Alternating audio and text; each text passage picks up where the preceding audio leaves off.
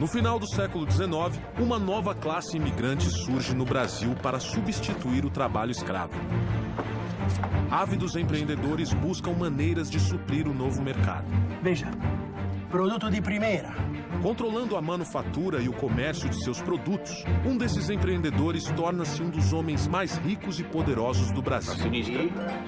Francesco Matarazzo. Hoje eu sou o maior comerciante de farinha de São Paulo. Com um moinho, eu vou ser o único fabricante. A construção de seu imponente moinho é um marco nacional e contribui decisivamente para o desenvolvimento do Brasil.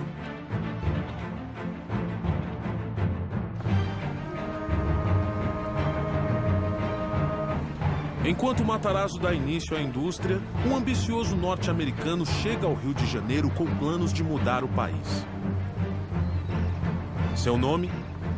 Percival Farquhar.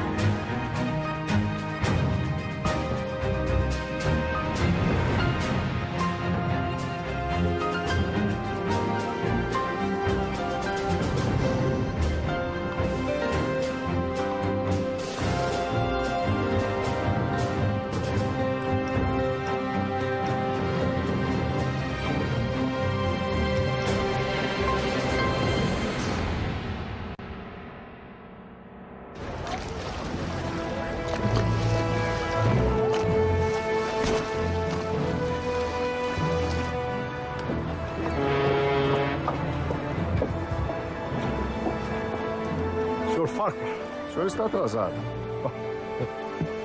Bem-vindo ao Brasil. Como é que foi a viagem? Como todas as viagens, Sr. Marquês. Por favor.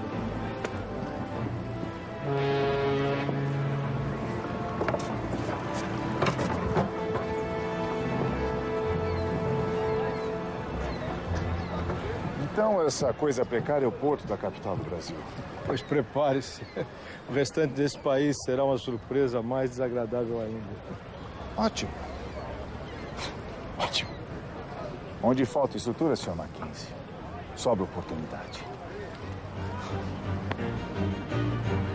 O Brasil do começo do século XX ainda é um país rural.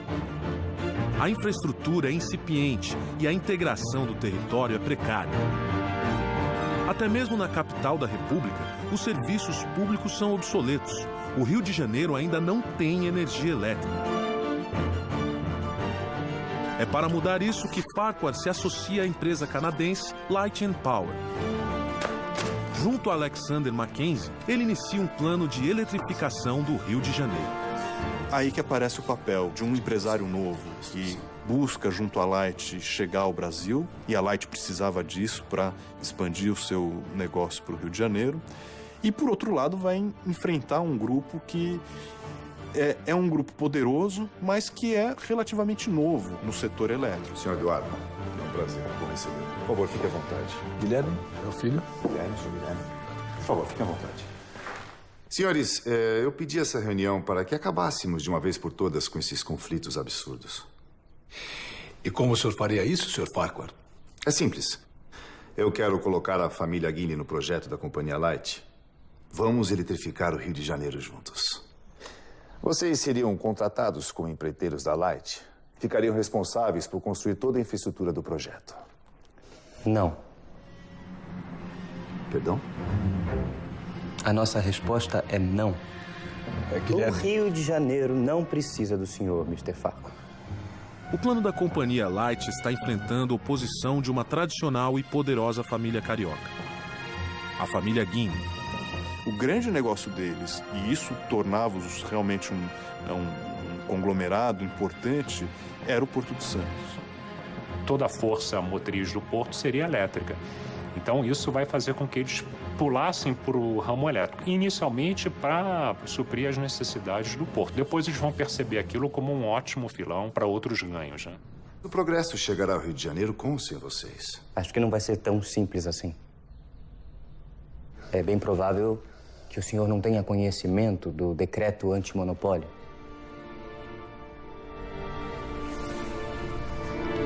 As concessões de eletricidade que o senhor pretende comprar vão contra o decreto. A sua companhia será impedida de funcionar e nada sairá do papel. Entendo. Bom, senhores, obrigado pela visita. Do Brasil, cuidamos nós. O que a gente observa é que o mundo inteiro está sendo, assim, colonizado pela energia elétrica. Quando a Light se instala, aí nós temos uma relação de capital estrangeiro e capital nacional. Menino Guilherme tem razão, Percival. O decreto antimonopólio vai ser um problema. Não se preocupe, Mackenzie. Eu já sei o que fazer. Vamos comprar todas as concessões de energia da cidade. Vai ser inútil. No decreto, essas concessões não valeriam nada.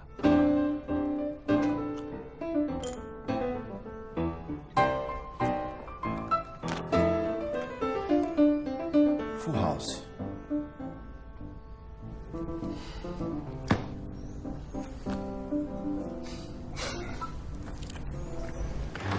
Não faz sentido algum. Farquhar está jogando dinheiro fora.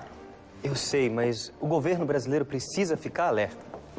O senhor ministro há de convir que é preciso impor limites a esses estrangeiros. Guilherme Guiney suspeita que Farquhar está tramando alguma coisa. Ele articula com seus contatos políticos para garantir que os passos da Light and Power no Brasil sejam acompanhados de perto. Isso revela já o seu poder junto às autoridades. Obviamente, eles viveram a transição do Império para a Primeira República. Parecia que eles podiam sofrer as consequências disso, mas tudo se demonstrou que poderiam continuar trabalhando como trabalhavam com o Império, começaram a trabalhar com a Primeira República. Temos ser portador de más notícias, Sr. Farquhar. A Companhia Light infringiu o decreto antimonopólio do governo brasileiro. Portanto, a partir de agora, a sua companhia está impedida de prestar serviços de fornecimento de energia elétrica para o Rio de Janeiro. É uma pena. Pensar que uma cidade tão importante como o Rio de Janeiro ficará sem energia elétrica me deixa entristecido. Afinal, eu detenho todas as concessões e não posso usá-las. Teremos que deixar o Rio de Janeiro no escuro por muitos e muitos anos, Sr. Miller. E é provável que todas as outras cidades no Brasil estejam eletrificadas. Enquanto o Rio, a capital da República, permanecerá nas trevas. Poderá até ser conhecida como a capital das trevas. Seria hilário, não seria, Sr. Ministro? Mas, sinceramente, eu espero que esse imenso atraso no progresso do país não recaia sobre o senhor. Afinal, lei é lei. O senhor está apenas as cumprir e ninguém poderá culpá-lo por isso. As leis estão sempre visando o melhor para o país. Não é verdade?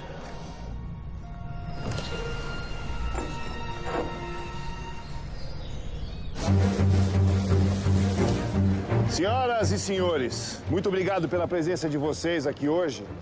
Hoje é um dia muito especial para o Rio de Janeiro, que finalmente sairá das trevas. O decreto antimonopólio é derrubado. A eletrificação do Rio de Janeiro começa e tudo está nas mãos de Farquhar. Bem-vindos ao progresso.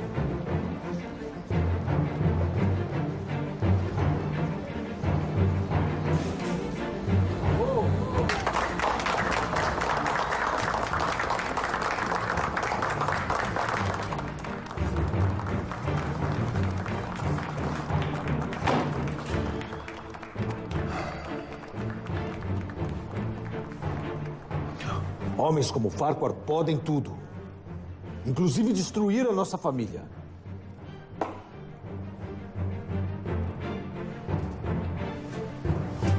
Missão cumprida, Percival. Você conseguiu. Isso é só o começo, meu caro. Tem outros planos para o Rio de Janeiro? Eu tenho planos para todo o Brasil.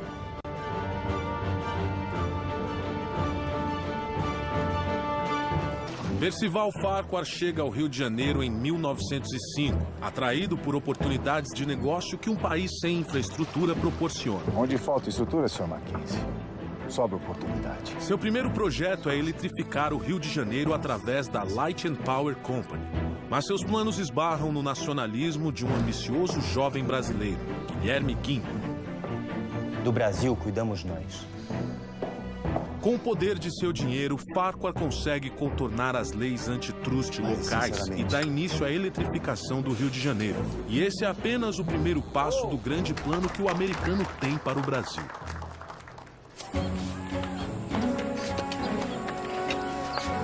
Meus planos para esse projeto terminam aqui, Mackenzie. Deixa o Rio de Janeiro comigo. A Light dá início às obras da usina de Lages, a maior da América Latina, capaz de fornecer energia para todo o Rio de Janeiro. E Farquhar volta as atenções para seu outro projeto. Frank Egan aqui e eu vamos construir uma ferrovia. Ou melhor, algumas ferrovias. O plano de Farquhar é gigantesco. Um conjunto de estradas de ferro para interligar todo o continente americano. Fazer um eixo que ligasse norte a sul as ferrovias, atendendo à construção de um mercado interno que estava em formação. Sim, nós vamos cortar todo o Brasil, começando os trabalhos simultaneamente pelos dois extremos. É um belo projeto. Mas e a Sorocabana? Sem ela, a ligação entre o norte e o sul do país será economicamente inútil. Não se preocupe, Mackenzie. Eu já tenho planos para consegui-la. E você, meu caro, faz parte deles. Farquhar pede que Mackenzie negocie a compra da Sorocabana com o governador do estado de São Paulo. O senhor está pensando em português? Sim, quer fazer a integração da América Latina toda.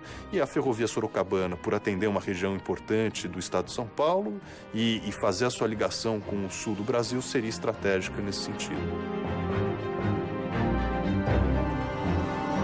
Enquanto isso, Farquhar vai para a Europa levantar o dinheiro necessário para a compra. Sr. Farquhar, telegrama do Sr. Mackenzie. Obrigado.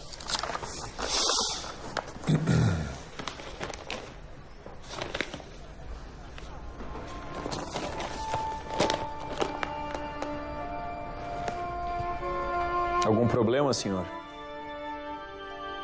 Os ingleses fizeram uma oferta, vão comprar a Sorocabana. Mas sem essa ferrovia, o seu projeto fica inviável. Frank, me dê o Jornal da Manhã.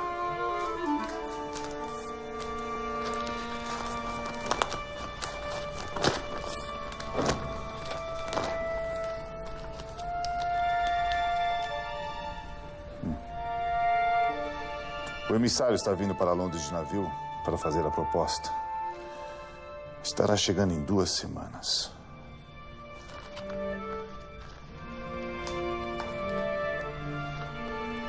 E qual o plano? Mande um telegrama imediatamente para o Mackenzie no Brasil e descubra quanto os ingleses estão pagando.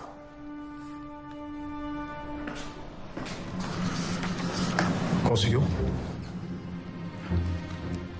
Mackenzie utiliza seus contatos para descobrir o valor da negociação da Sorocabana.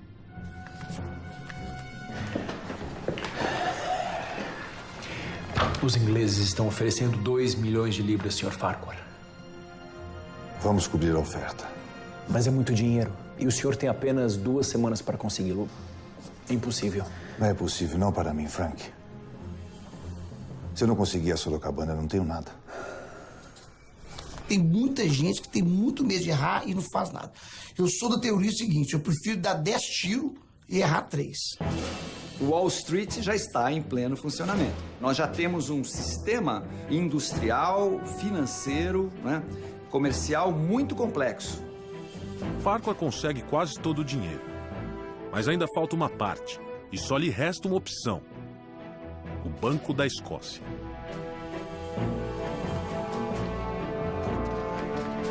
Só um segundo, Sr. Farquhar. Negócios importantes não podem esperar. O presidente do Banco da Escócia é o britânico Lord Balfour. Mas, para azar de Farquhar, Balfour também é presidente da São Paulo Railway. a empresa inglesa que está prestes a comprar a Sorocabana. Muito bem. Pelo que entendi, o senhor quer que eu lhe empreste dinheiro para comprar a Sorocabana antes de mim? É isso mesmo. Exatamente. O senhor está falando sério? Com certeza, Lord Balfour. Eu jamais brincaria com um homem tão respeitável como o senhor. Eu estou apresentando um plano de negócios sólido e muito lucrativo para o Banco da Escócia. E o senhor, como presidente, não pode deixar que os seus outros negócios, como a São Paulo Railway, influenciem na sua decisão. O presidente do banco deve zelar pelos interesses do banco. Caso contrário, não deve continuar como presidente. Estou certo? Tem que saber ter coragem, tem que ter ousadia, tem que saber correr risco, porque a gente que é empresário corre muito risco e poucas pessoas têm estômago para correr esse risco. Farquhar consegue o empréstimo de Balfour e compra a Sorocabana antes do inglês. Com isso, finalmente começa seu projeto de integração das Américas. Farquhar funda uma empresa única para cuidar de todas as suas ferrovias. Estamos falando da Brazil Railway Company, que dará impulso à construção da Madeira Mamoré entre 1907 e 1912, e o foco era a exportação da borracha para os mercados, tanto para o mercado norte-americano, mas principalmente para a Europa. Mas a engenharia americana não está preparada para lidar com todos os problemas tropicais. São 23 quilômetros até lá. Quanto tempo levará para concluir esse trecho? Pelo estudo que a gente fez, eu creio que... O senhor está bem? Sim, eu tô... É só...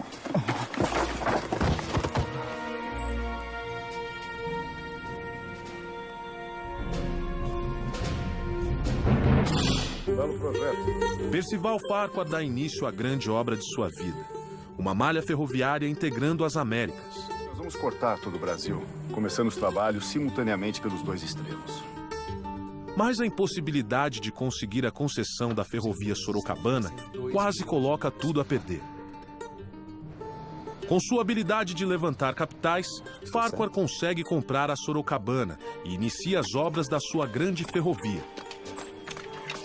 Mas depois de superar os obstáculos políticos e financeiros, ele se depara com um inesperado desafio tropical.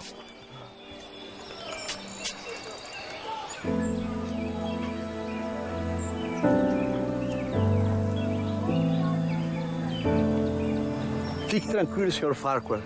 Em 30 dias a epidemia estará controlada. Sr. Lovelace, em um mês eu já terei cancelado a minha obra.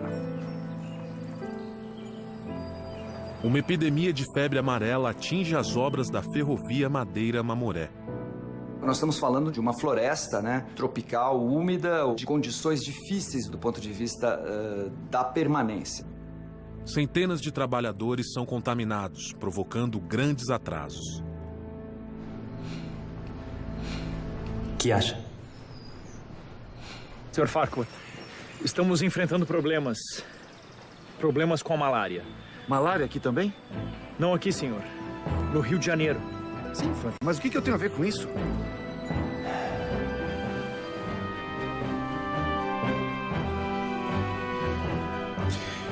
Eu tenho minhas dúvidas, Guilherme. É a estratégia perfeita. Com isso, nós vamos parar a obra da usina de Lajes. Espero que você saiba o que está fazendo. Nós não podemos ter uma nova derrota pública para o Farquhar. Não tem com o que se preocupar. Será o fim de Percival Farquhar. Ele tinha essa capacidade de lidar com imprensa no bolso, né? Enfim, brilhante nesse aspecto. Guilherme Guiney planta uma história na imprensa de que a epidemia de malária no Rio de Janeiro está sendo causada pela usina de Farquhar. Se a obra da usina for paralisada, os planos de Farquhar de eletrificar a capital da República serão destruídos. Para rebater as acusações de Guiney, Farquhar convoca o médico sanitarista Oswaldo Cruz. Oswaldo Cruz é um antigo aliado dos Guiney. Ainda assim, Farquhar sabe que Cruz é a pessoa mais adequada para cuidar do assunto.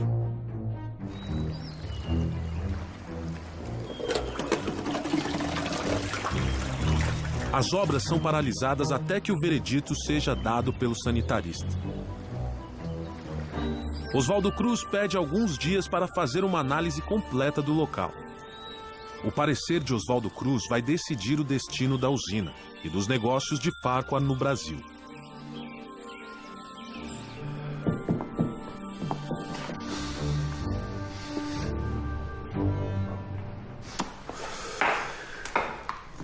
O que ele disse? A usina foi absolvida. Somos inocentes. Ótimo.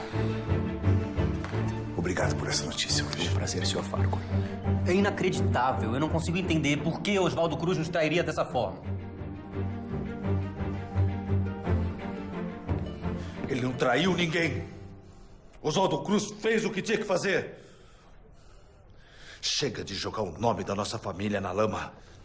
Você vai para Salvador, Guilherme. E vai ficar por lá. Então, Guilherme ganha o direito de representar os negócios da família Guinea em Salvador. Ou seja, prêmio pra lá de consolação.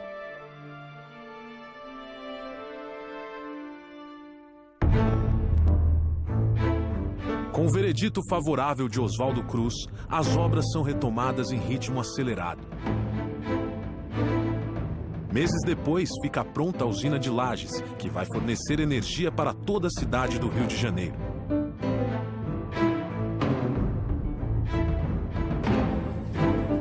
E Farquhar, triunfante, volta suas atenções para a Brazil Railway. Impressionado com a integridade de Oswaldo Cruz, Farquhar chama o médico brasileiro para cuidar da febre amarela no trecho Madeira-Mamoré, passando por cima de seu conterrâneo, Carl Lovelace. Oswaldo Cruz produz um relatório indicando medidas que amenizam o problema da febre amarela. As obras são retomadas. É o início da Era de Ouro de Farquhar. Ele foi um grande capitalista, né? De ferrovias, de portos, de transportes urbanos e tantos outros empreendimentos que ele tinha simultaneamente em várias capitais brasileiras, né? Seu império está crescendo. E nada parece capaz de parar Farquhar.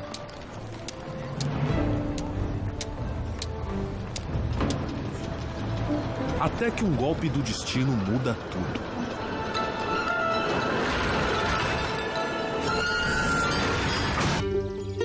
Farquhar começa a construir sua malha ferroviária, mas um surto de febre amarela atrasa as obras. Para piorar, sua usina de Lages sofre ataques na imprensa, orquestrados por Guilherme Guinea. Será o fim de Percival Farquhar. Farquhar resolve seu problema com a ajuda inesperada de um antigo aliado da família Guinea. O empreendedor americano está prestes a criar um império financeiro no Brasil, até que um acidente em Salvador ameaça acabar com seus planos. O bonde!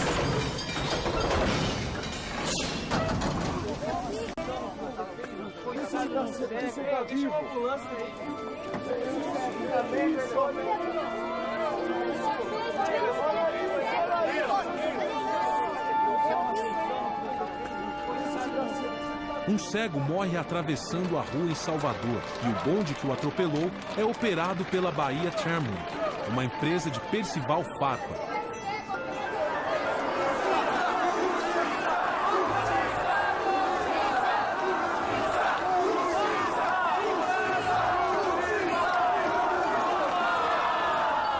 A morte acidental causa revolta em toda a cidade e a população protesta nas ruas contra a Bahia Tramway, o americano que está por trás dela. Que exagero. Foi um simples acidente, isso. Trágico, sim, claro, mas nada além disso.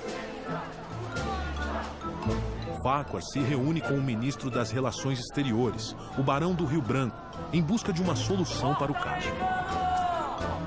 O governo precisa enviar as tropas imediatamente. As coisas estão saindo do controle. E eu exijo que meu patrimônio seja protegido. Eu sinto informar que o governo não vai interferir na questão, Sr. Farquhar. Então quem vai?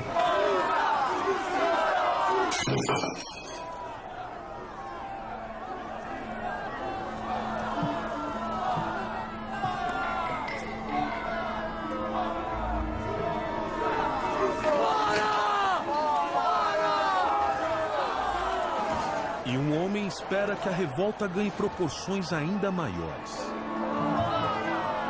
Ele se aproveita desse momento para mostrar a insensibilidade do capitalista estrangeiro, que tratou muito mal daquele acidente, e da sensibilidade do capital nacional. Esse é um caso onde se demonstra o senso de oportunidade do Guilherme. Aproveitando a crise, Guilherme consegue tirar a concessão dos bondes de Farquhar em Salvador. A Light and Power perde seus negócios na cidade e a imagem de Farquhar fica profundamente arranhada.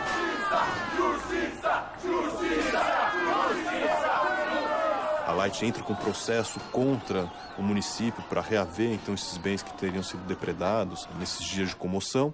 A Light chega com uma conta no município e o município fala, olha, de multa que você tem pela prestação de maus serviços é praticamente o mesmo valor ou maior do que o valor que você está nos apresentando. E aí é o espaço para o Guilherme Guinle expandir os seus negócios. O sucesso da campanha contra Farquhar traz Guilherme de volta à confiança de seu pai. Ele retoma os negócios da família em São Paulo e no Rio de Janeiro. Mas sua cruzada contra Farquhar ainda não terminou. A vitória contra a empresa Light and Power Company, propriedade do Sr. Percival Farquhar, foi uma grande conquista dos brasileiros.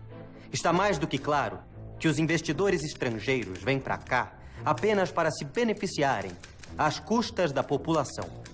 Não podemos deixar que interesses ocultos interfiram na soberania de nosso país. O Brasil para os brasileiros. Pouco insignificante. Devemos tomar uma atitude. Não. Deixe o brasileiro com suas migalhas. Temos coisas mais importantes para resolver. Prepare suas coisas.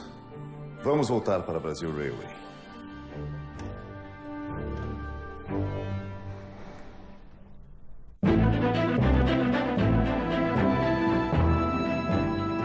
Senhoras e senhores, eu queria agradecer a presença de vocês aqui hoje. Farquhar consegue inaugurar o trecho Madeira-Mamoré em 1912. O foco era a borracha, quer dizer, o látex. Essa extração, então, depois é concentrada, é levada para algumas vilas, para algumas cidades, né? E transportada, através da ferrovia, até navios de grande calado. A navegação se fazia, então, através do Rio Madeira, depois do Rio Amazonas, até Belém do Pará. Então, o Farquhar estava, vamos dizer, envolvido em vários e vários investimentos, né? Porque nós, os brasileiros, serão o futuro. Muito obrigado a vocês.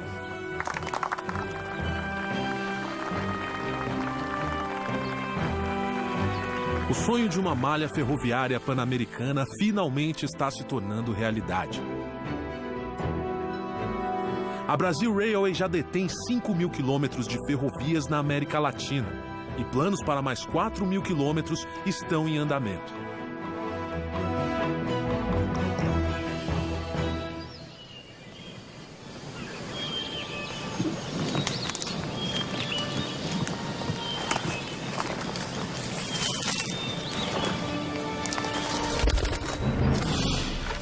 Pelotão, alto. Cabo. Quanto falta até aí, Dani? 5 quilômetros, senhor. Ótimo. Aqueles rebeldes não vão nem ver o que os atingiu.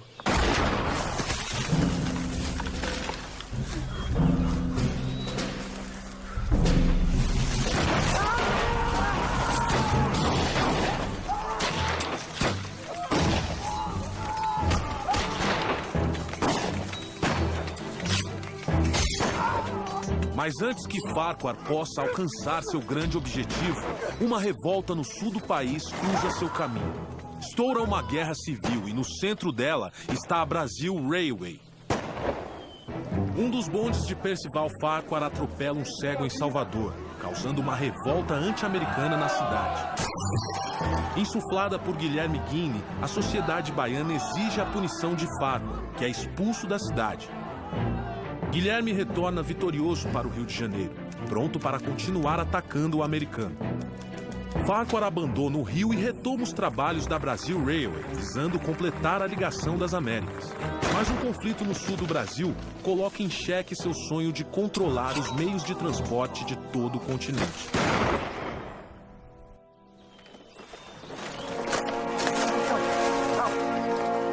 Cabo, quanto falta até aí, Danilo?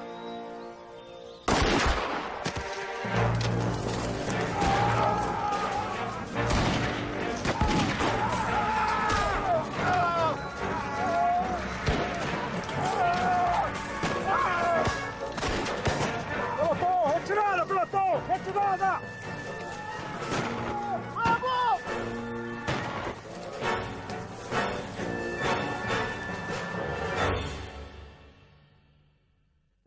Em Santa Catarina começa uma revolta de camponeses que perderam suas terras para a Brazil Railway. É a Guerra do Contestado que ameaça o trecho entre São Paulo e Rio Grande do Sul das ferrovias de Farquhar.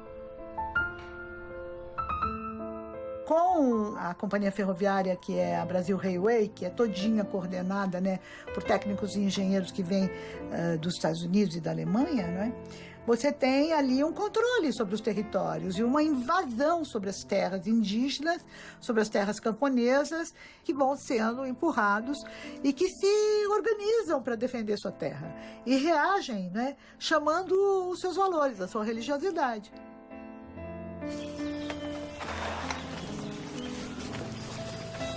Sem ter noção do real tamanho do movimento, as tentativas iniciais do governo para conter os rebeldes são violentamente derrotadas.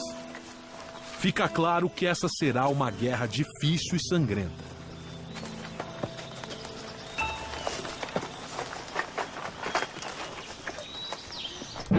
Farquhar apela para um velho conhecido, o novo ministro das Relações Exteriores, Lauro Miller.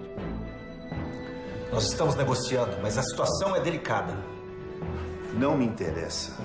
Dê um jeito naqueles caboclos e proteja minha ferrovia. Ou farei o governo brasileiro pagar cada centímetro de ferrovia destruído. E com juros.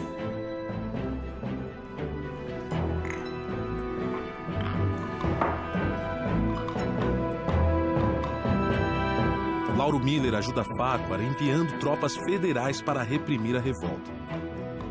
Nós temos o exército brasileiro deslocado para bater mesmo fortemente nessa população que impedia a modernização. Mas nem mesmo as tropas mais experientes conseguem vencer os rebeldes.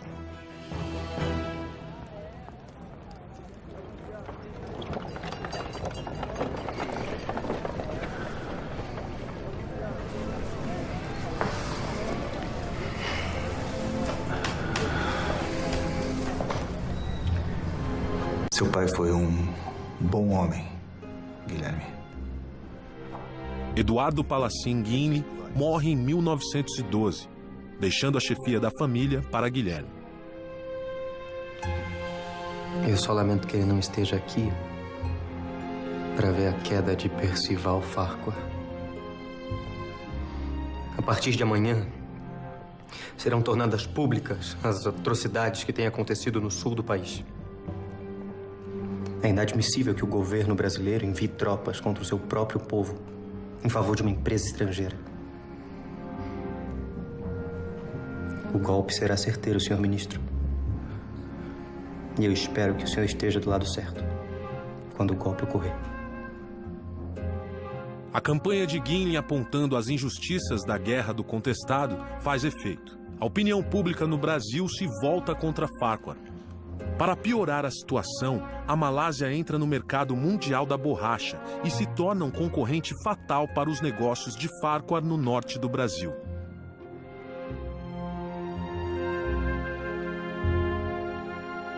A partir desse momento, o Farquhar vai ter, acho que, talvez um primeiro grande baque, né, nos seus negócios. Esse país foi um erro. Todos os meus negócios estão ruindo. Nem todo, Sr. Farquhar. A Brazil Railway continua operando no azul. Você verificou os relatórios mais uma vez, Iga? Tem certeza dos números? Certeza absoluta. Aquela ferrovia está em meio a uma guerra. Eu não consigo entender como ela pode estar dando lucros. É uma empresa sólida. E vai ser minha salvação. Percival, é melhor você pensar bem no seu próximo passo.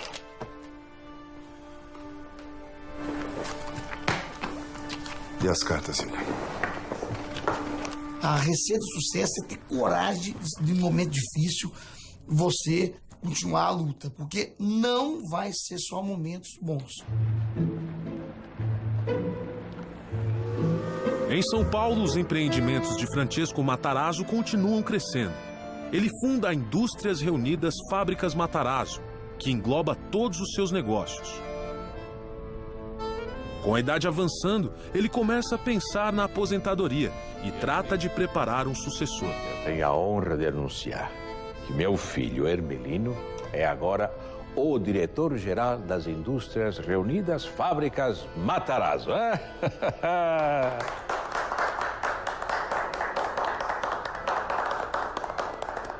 Agora, o chefe da família é você.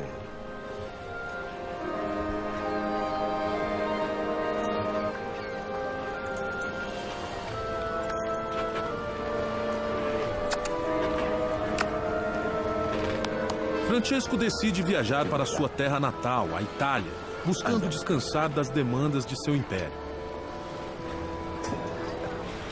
E a partir daí ele teve que lidar com essa estrutura familiar empresarial à distância. Isso fez com que, ao mesmo tempo, ele continuava lidando com os negócios, mas ele teve que se afastar. Certamente isso afetou a estrutura patriarcal com forte presença da matriarca durante esse período. A Brasil Railway vai conquistar as Américas ainda esse ano. Viva Brasil Railway! Viva! Viva! Farquhar vende diversos investimentos para comprar ações da Brasil Railway. Senhor Igor. Obrigado.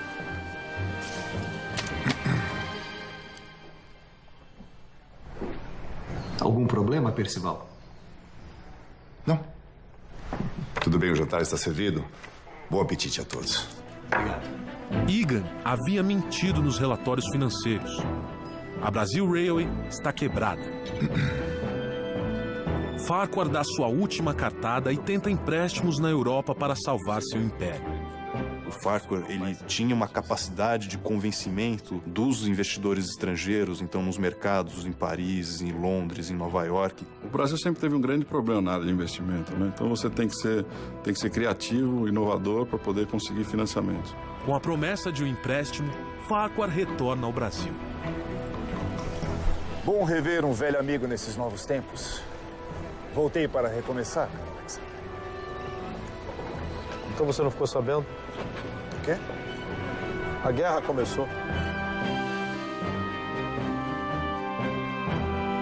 Em 1914, estoura a Primeira Guerra Mundial.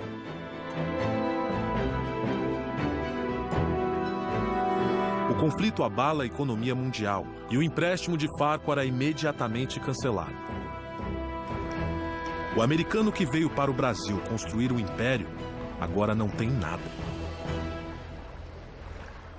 O Brasil realmente não é para amadores. Não adianta tentar na sorte, só que não vai acontecer. Tem que entender profundamente daquilo que você faz para tentar minimizar os erros e que os acertos sejam maiores que os erros.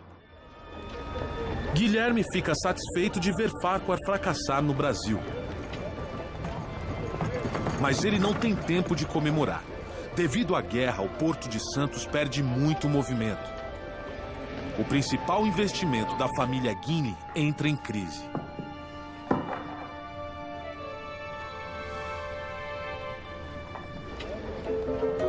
Enquanto a maioria sofre durante a Primeira Guerra Mundial, um imigrante italiano está determinado a lucrar com ela.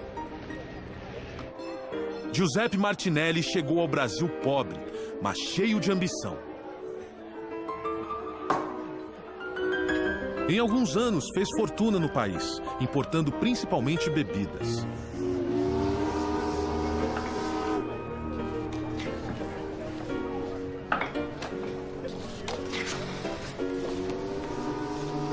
Agora, ele hipoteca todos os seus investimentos e convence Mário de Almeida a entrar como sócio em uma nova companhia de navegação, a Martinelli S.A. Dê entrada imediatamente. Tem certeza que é uma boa ideia, Martinelli? Temo que aproveitar a guerra, Almeida. Não fugir dela.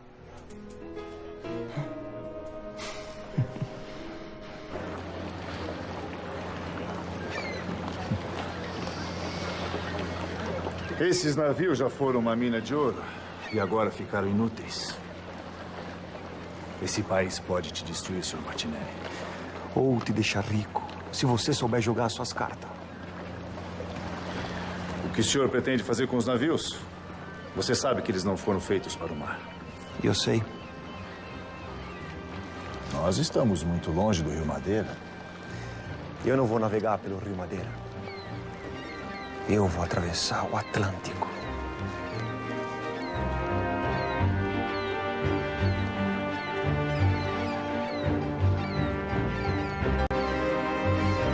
Martinelli reforma os navios fluviais, preparando-os para atravessar o Atlântico em meio à guerra. O risco é imenso, mas Martinelli é homem de altas apostas. Ele não permitirá que uma guerra mundial fique em seu caminho.